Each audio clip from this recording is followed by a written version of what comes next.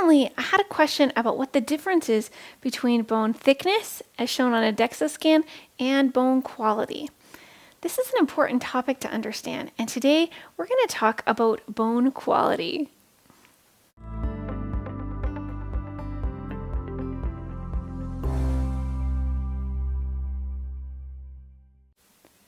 Hello, my friends. I'm Sarah, and I'm a nutritional health coach through the Institute for Integrative Nutrition. I'm also a BoneFit certified fitness instructor and a 500-hour trained yoga teacher with additional training that's specific to osteoporosis and yoga. I'm on a mission to reduce the number of osteoporotic fractures that happen, and I am glad to have you join me in the journey to better bone health. So let's dive into talking about bone quality. You may have heard that DEXA is the gold standard for diagnosing osteoporosis, and you may also have heard that there are a myriad of problems with DEXA scans, ranging from technician error to each machine being a little bit different, to DEXA not showing the inside part of your bones, where bone quality and strength happen to be. So what's the true story? To answer that, let's first talk about your bones. Our bodies have two types of bones. We have hard cortical bone, which makes up the majority of our bones, and then we also have soft, spongy bone that's also known as trabecular bone. In our bodies, we only have about 20% soft, spongy bone, and out of that 20%, 80% of the 20% is located in our spines. Another area where we have a good concentration of soft, spongy bone is in our femoral necks. The femoral neck is the part at the top of our thigh bones where our thigh bones connect into our hip bones. When we have bone loss, we're most likely to start losing bone in our soft, spongy parts first. This is important to understand. The most common place to have osteoporotic fractures is where there's a high ratio of spongy bone to hard bone. That's in our spines and at the femoral neck. The general rule of thumb that I just shared, that we tend to lose soft, spongy bone first, is a general rule. But there are instances where bones appear to be thick and the bone quality is not good, and also where bones are not particularly thick and bone quality is relatively good. We'll talk more about that in a moment. First, we're going to talk about what methods are available to measure bone thickness and bone quality. First are DEXA scans. DEXA is an acronym for Dual Energy X-ray Absorptiometry. That's right, DEXA machines are just fancy X-ray machines. DEXA scans are not perfect, just like no test can be perfect, but they are a good first gauge. DEXA scans are only able to measure the hard outer cortical layer of bone. Scans are usually considered to have accuracy of between 85 and 88%. That's pretty good. There are links to some studies that discuss the accuracy of DEXA scans in the description for this video if you'd like to explore them further for yourself. Mistakes on DEXA scans are also common, but it doesn't take away from the general accuracy of the test. Keep in mind that I'm speaking in generalities here and that there will always be something way out of the norm. If you're concerned about the accuracy of your DEXA exam, by all means, see about getting another one. There is a way to get more information from your DEXA, and this is to get a trabecular bone scan or a TBS test.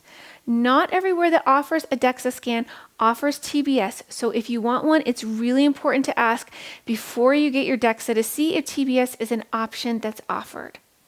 The trabecular bone scan will give you information about your soft, spongy, or your trabecular bone. This will help you to assess the quality of your bones on the inner part that's not generally measured by DEXA scans. TBS scans are available in many places, making it an accessible and relatively affordable way to get more information about your bone quality. There's another test that's gaining popularity because of its accuracy, and there's even discussion about it overtaking DEXA as the gold standard. This test is the REMS imaging. REMS stands for radio frequency echographic multispectrometry. It's a new way of measuring bone mineral density and strength using radio and sound waves. What's significant about REMS is that it measures both bone density and bone strength or quality. It's similar to an ultrasound and it doesn't give off any radiation. The thing about REMS is that it's so new that it's not readily available yet. There are REMS tests that are traveling, and so if you see one advertised, you might want to get on the schedule and get one. But it may not be a test that you have access to. You might have to travel to get it. As REMS becomes more readily available, it will be something to see about getting. But in the meantime, getting a TBS scan with your DEXA may be the best readily available option. So now that we've covered the tests that are available to measure thickness and strength, let's look at what the differences are between thick bones and high quality bones. In theory, thick bones should be high quality, but that isn't always the case. The cells in our bodies are continually changing, with new cells coming into being and old cells being broken down. The cells that make up our bones engage in this same process. It's called bone remodeling. When we're young, our bodies tend to create more bone than they break down. And then as we age, the reverse tends to happen. When you look at medications for bone health, they tend to either stimulate new bone growth or to slow down the breakdown of bone. Evenity is the one medication on the market that does both of these things. In theory, it makes good sense to slow down the breakdown of bone because then it's like you're saving more and more money and building up a reserve in the bank. There are instances where this is a really good course of action. Sometimes things happen in our bodies where we break down good bone too quickly. This is a problem. And a medication that slows or stops bone breakdown can be really helpful in these instances. There is a potential downside to these medications too, though. That happens when a person takes one of these medications for a long time. Think many years here. If your body doesn't do the job of breaking down bone for many years, then is all of that bone good quality and is it strong? Or is it just thick because it hasn't been broken down? Chances are that it's thick, but not good quality. It's probably brittle and at a higher risk for having a fracture. Some of that bone over a number of years should have been broken down because that's the way our bodies are designed and set up to function. So, this is what happened in the scenario where bones appear thick, but they're not good quality. There are some things that can be done to mitigate this situation. The process of bone building and bone breakdown are connected. When one increases, the other tends to increase as well. In this kind of situation, it's likely helpful to stimulate bone growth. That could happen from taking a bone building medication or through hormones. Also, if your body is getting the right nutrition that it needs for bones, then doing weight-bearing exercise will also help to stimulate new bone growth. Doing weight-bearing exercise is like saying to your body, hey, I'm using that. You better reinforce it. This brings us to the other scenario, where you potentially have good bone quality, but not as much thickness as you would like. Perhaps you engage in really regular weight-bearing exercise, but you still have osteoporosis.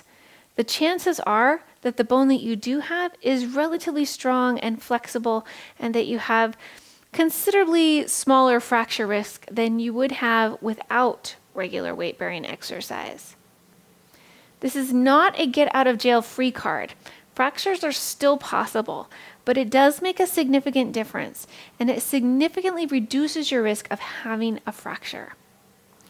While technology continues to develop in ways that can accurately measure bone strength and quality, there is actually a simple gauge that doesn't involve any tests, and it's something that can indicate bone strength and quality.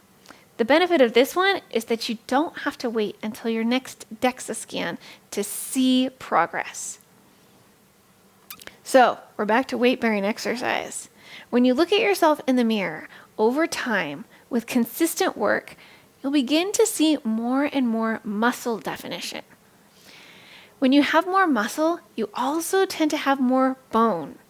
Our muscles and our bones walk hand in hand together. When we lose one, we also tend to lose the other. My husband used to be able to use his hand and wrap it all the way around my upper arm. Since beginning my strength journey, he can't do that anymore, and I am so pleased with myself.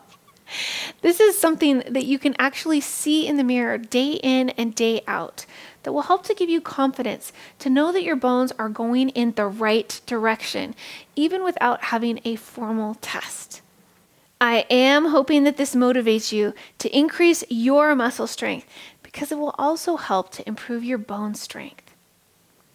Keep in mind that you can also build quite a bit of strength while sitting in a chair.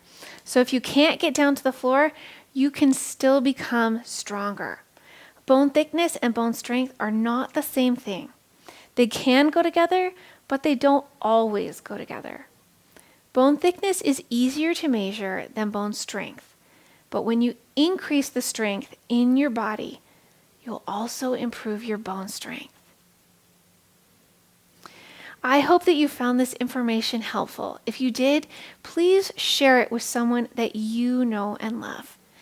And if you'd like more information about what I shared today, please check out the studies that are linked in the description. And on that note, I look forward to talking with you soon.